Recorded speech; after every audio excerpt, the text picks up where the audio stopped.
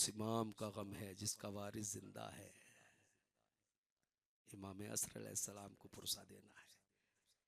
इमाम सादिक अलैहिस्सलाम ने दीन इलाही की और इंसानियत की इतनी खिदमत की है। शब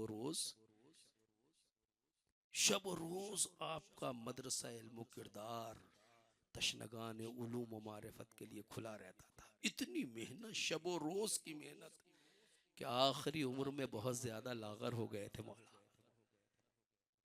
अपनी जद्दा हजरत फातिमा ज़हरा के मानिंद हो चुके थे। चूंकि सीरत की किताबों में लिखा है, जनाब सिद्दीक़ा ताहिरा की तरह जाफर इब्ने मोहम्मद अलैहिस्सलाम सारा कल ख्याल पूरा जिस्म एक ढांचे में तब्दील हो चुका था। बौला का एक शिया आपके महजर मुबारक में आता है और देखते ही रोने लगता है। मौला पूछते हैं मेरे चाहने वाले क्यों रो रहे? मौला आपकी ऐसी हालत देख के कैसे न रो। पूरा जिस्म घुल गया था। जो इमाम खिदमत खल्क करते करते इतना लागर हो गया हो, क्या उसे भी जहर देने की जरूरत? उम्मत ने इन एहसानात का बदला किस तरह से दिया? मदीने में गिरफ्तार करके लाया गया, मदीने की शाहराहों पर कशा कशा मौला को खींचते हुए दरबार में हाजिर किया गया। कई मर्तबा चमकती हुई तलवार से हमला किया गया, मैं तुम्हें मार डालूंगा।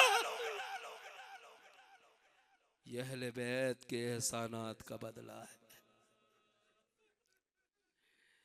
मंसूर कहता है कई मर्तबा जाफर इब्ने मोहम्मद को मैंने गिरफ्तार करने का हुक्म दिया। अब मामा सर पे नहीं है, नालैने मुबारक से पैर खाली, कशा कशा फौजी दस्ता लेके आता है दरबार में। मैं कहूंगा मौला जब इस तरह से दरबार में आए होंगे तो आपको शाम का दरबार जरूर याद आया होगा। आपके जज सैयद सज्जा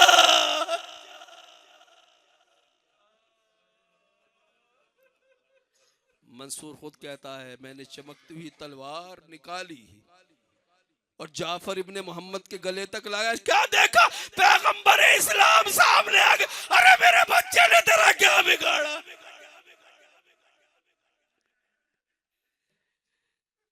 बीबी सोगवार है, उनका पुरसा देना है। उनके जद्दे नामदार का पुरसा, जिन्होंने कुम को दयार अहले बैत कहा है। जानते हो कुम क्या है? कुम हम सब अहले बैत का हरम है। हरम इमाम सादिक अलैहिस्सलाम में उनकी मजलिस आज़ा है। आखिरी बार मौला का वजूद जब बर्दाश्त नहीं हुआ तो अंगूरों में जहर दिया गया। बड़ा शदीद जहर था, सारा जिस्म जर्द हो गया। बार बार गश पे गश आते थे, रिश्तेदारों को आवाज देते थे, नाम ले ले के बुलाते थे मेरे करीब आ जाओ। सारे रिश्तेदार मौला के इर्द गिर्द थे, बार बार कुछ कहते थे, जिक्र खुदा करते थे। जब होश आता था ला हौला वला कुव्वता इल्ला बिल्लाह, फिर गश आ जाता था, फिर उठते थे, अल्लाह की हम्द बजा लाते थे।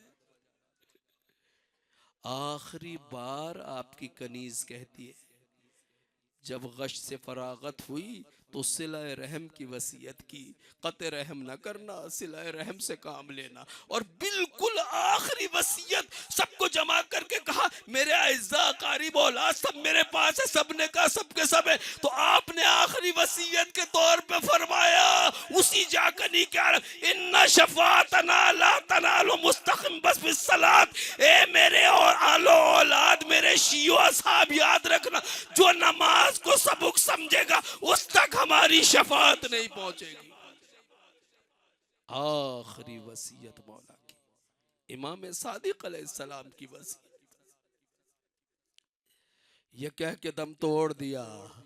मौला कई मर्तबा एहानत की गई, मौला जहर दिया गया, लेकिन मौला मदीनतुर रसूल में मौत आई तो अच्छे तरीके से गुस्ल दिया गया, कफन पहनाया गया, तशिये जनाजा अज़ीमुश्शान पैमाने पे की गई, कातिलों ने भी शिरकत की, 4000 शागिर्द मौजूद थे, जनाजा शान से उठा, बक़िए मुबारक की तरफ ले जाया गया। मौला खुशबहा जमाना फिर भी गनीमत है। इस आलम में भी आपके जनाजे को शान से उठाया गया, बेटा भी जनाजे में शरीक था, बेटियां भी जनाजे में शरीक थी, आहो नाला बुलंद था, अजीम पैमाने पे एहतराम करते हुए आपको रुखसत किया गया। आपके अजदाद के पहलू में कब्र एहतराम से बनाई गई, लेकिन हाय गरीब ज़हरा हुसैन, जब 11 मुहर्रम को इमाम सज्जाद चले तो देखा न गया अभी तक गरीब ज़हरा का जनाजा जलती रेती पे बेकफन पड़ा हुआ था। सैयद सज्जाद ने देखा तो रूह परवाज करने वाली थी, ज़ैनब ने मरसिया पढ़ा, या बक़ियत जद्दी वाबी, ए मेरे लाल अपने को संभालो वरना ज़ैनब तुमसे पहले मर जाएगी। ए बेटा गम न करो, तुम्हारे बाबा का जनाजा ऐसे नहीं रहेगा, अभी मलाइका समावात आके नमाजें पढ़ेंगे। जल्दी से भतीजे से लिपट गई, समझाने लगी, दिलासा दिया, काफिला चलने वाला था, बहन ने सोचा आखिरी दीदार कर लूं, भाई के लाशे से आके लिपट गई। ए भैया माफ करना, हम करबला से जा रहे हैं, बहन के सर पे चादर नहीं है, आपके जिस्म पे कफन नहीं है।